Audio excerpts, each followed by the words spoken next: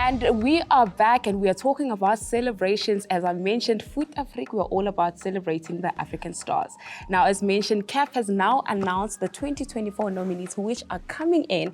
And I'm super excited to have this conversation with you because there's a couple of names I saw there and I was like, very deserving. Yeah. Let's talk about that. Who stands out for you in these nominations? For me, I mean, you got to talk about the ones that we nominated in most categories. You're talking about Achraf Hakimi for Morocco and PSG. Also, Ronan Williams. You know, he went to France for the awards, the Ballon d'Or, finished 9th overall for that award. He didn't win the award. I still believe, you know what, coming back from there, at least if you get something from a CAF point of view, because that's where you're sitting. But it's sitting in a space where you're looking at a talent he's up against. Very interesting. I was looking at the top 10, in fact, when you talk about the guys, and looking at the top 10 that it should be put out. You know, for me, it's a very interesting panel across. When you talk about the players that are coming up there, Achraf Hakimi, know him, he's done very well. From a Moroccan point of view, plays for PSG as well. Other players we talk about, I mean, a player that's done well, Ademola Lookman for Atlanta as well as Nigeria, for me has been a revelation. He's done so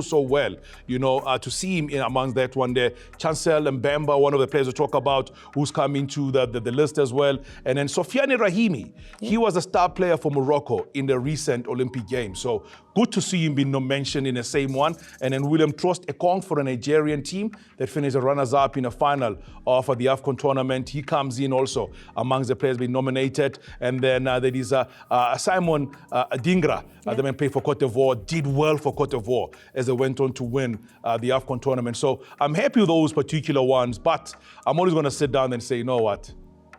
Maybe, you know, if a defender gets it or a goalkeeper gets it, I will celebrate because usually it's won by strikers. You know, we don't really get goalkeepers and defenders getting it. So if a defender or a goalkeeper gets it, I will be happy. I know we're in the same goalkeeper, what I'm talking about. But we'll just leave it there. But I'm just saying generally, I mean, for me, I'm excited about the nominees that are coming up for the CAF Awards. We will be able to give you more of those as they do come out. The ladies' ones also, we'll talk about those. You know that Victor Osimhen is the reigning champions. Well, Ademola is there to represent Nigeria. That's what I'm saying, you know, so it's good to see that. For me, I think, you know, what I love about Ademola Lookman is the fact that he has come up, and when the chips were down for Nigeria, he raised his hand. But we can forget his performance when Atlanta went on and he scored a hat-trick in the final. So those are the things you look at. You want to have those good stories coming up. But 16th of December, that's tough, you know? Morocco. Hey, that's tough. Get all nice. Marrakesh. Marrakesh is the place to be. So we'll be looking and to see who's going to be the champions when it's come to Africa overall. We absolutely love to see it. We are going to shift the conversation up to the Cullen Cup, talking about the anticipating action that's going to be taking place. I spoke and I said, you are going to tell us what it means to say survival of the fittest, because I think we are at those stages now. Looking at the teams that are there, you know, Stellenbosch, defending champions are there, and they're facing Marumo Gallants. TX Galaxy, who's also done well, is facing Magesi, who's now showing us, you know, a different side to them. Who are you looking at, you know, seeing? You know what I love about the tagline of this? Fagukesi. Fagukesi. So that's what the tagline is for this competition. And Magesi, for me, has been a surprise team to most people, but not for me. Why I'll say not for me is because I've seen the squad of this team they have. And these are tried and tested players. From your, there is Dylan Mekwa has been there. You talk about Chipezes has won this competition, the predecessor. We know Chipezes. Still part of the 2018 team for Baroka. You talk about Limbikane Mzava, the Malawian has done well in South African ranks. Achira Bandare, who scored during the week when they played against Kaizer Chiefs, by the way. Former Chiefs player, by the way. He scored in that game. You have Mokoni, who's been well. Mashekho, another brilliant player to talk about. But Wonder Boy Makrubu. Oh boy, what a player. They take on TX Galaxy, and I'm saying it's going to be a very tricky game because Clinton Larson, once he scores first, it becomes difficult to break his team. But Chiefs proved they can actually be able to do that. Another game that for me is going to be a big game. I think everybody, the entire country will come to a standstill later on today. It is when Kaizer Chiefs host Sundowns. Chiefs and Sundowns lost their matches in Polokwane last week against SuperSport United and Polokwane City. You know? But Sundowns came and sent a strong statement on Wednesday when they walloped Cape Town City 3-0. Now, what will send fears down the spines of the Amakosi fans is that the man that does not like to see them who scores for fun against them is back on the score sheet. Peter Shavle scored a brace on a day. But good news for Chiefs is that they managed to come back in the second half and score 2 goals. Something they've been done in a long time, especially coming from behind, being 2-0 down. They did that. So that's another good news to talk about from a Kaizer Chiefs point of view. So Stellenbosch, can they do it? I would love to see them do it, but they've got to play it on the field of play. Well, lots to talk about with regards to those matches, but we'll carry over next week when you find out who's crying and who's celebrating. Ntate Mofokeng, there's a question you had before we jump over to Adelani and his African diamonds. What is the question? Adelani is a happy man, I know that. Ade, I know that you are smiling wherever you are, just thinking, oh, finally something has happened. For Arsenal, they drew against Liverpool, we all know that. But let's talk about the story. Ten Hag. Surely results will not be coming, but did you see this coming?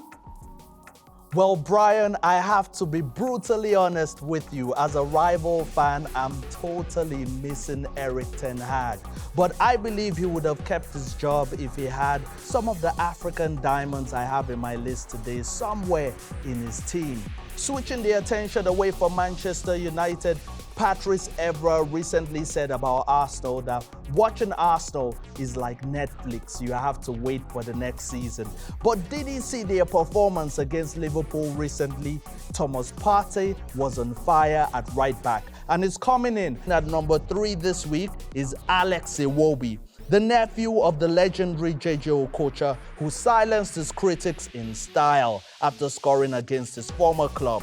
The Super Eagles star is silently making waves in the EPL with impressive progressive passing stats. So far this season, he has made 241 progressive passes through the opposition's defensive line. So Shea, coming in at number 2 this week is Bryan Mbeumo, who has been electrifyingly excellent this season.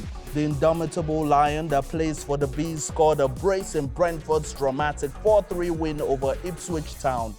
This took the striker up to 50 goal involvements in the Premier League. What a player, could you believe that? He is now second on the goal scoring charts behind Erling Haaland with 8 goals in 9 matches. Now coming in at number 1 is Nicolas Jackson. He's at number 1 this week. The Senegalese star is certainly following the footsteps of Sadio Mane. Like Mohamed Salah, the 23-year-old striker has struck 6 goals so far this season. Whatever he's doing off the pitch is clearly working on it. Nicolas now has 2 goals in 3 appearances against Newcastle.